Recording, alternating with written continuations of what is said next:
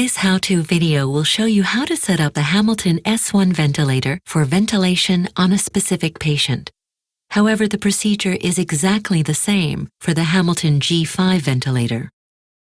This educational video does not replace the relevant instructions for use.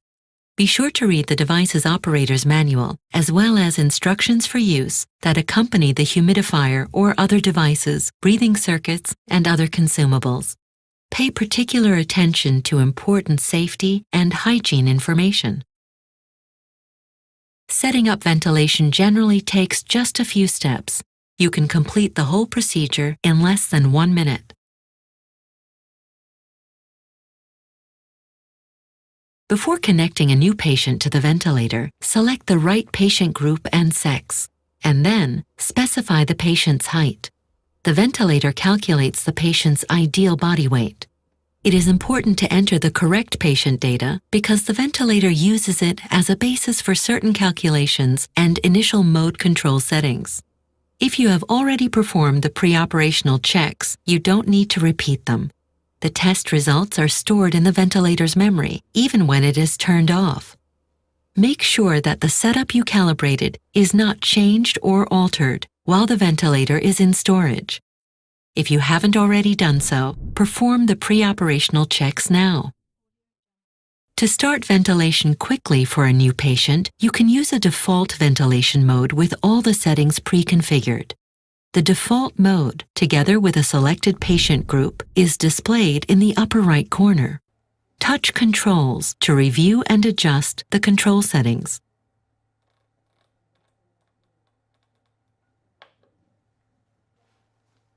To review and adjust the alarms, touch the Alarms button. Then, touch the alarm control and adjust it. For each patient group, you can select a default ventilation mode and all the settings relevant for that mode. To start ventilation, touch Start Ventilation. To change any control settings, select and adjust the setting, or touch Controls and access all the available settings. The change takes effect immediately. To enable, disable, or adjust the tube resistance compensation, touch Additions and open the TRC window. This function is disabled by default. If needed, open the PSI window to enable or disable PSI. If you need to change basic patient data, touch Patient and adjust the settings as needed. If needed, you can change the active ventilation mode. Just select the desired mode and confirm. The Controls window opens. Review and adjust the control settings as needed, and then touch Confirm to activate the new mode. After changing the ventilation mode, you should review the alarm settings. To review and adjust the alarms, touch the Alarms button. Then, select the alarm control and adjust it. To set alarm limits quickly, touch the Auto button. All alarm limits, except for the tidal volume and apnea alarms, will be set automatically around the current monitoring parameter values. To stop ventilation, press the Standby key.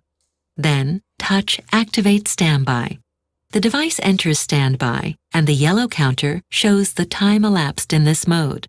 Note that while using IntelliCuff, you must first deflate the cuff and turn off IntelliCuff before turning off the ventilator. To turn off the ventilator, press the power button on the back of the ventilator.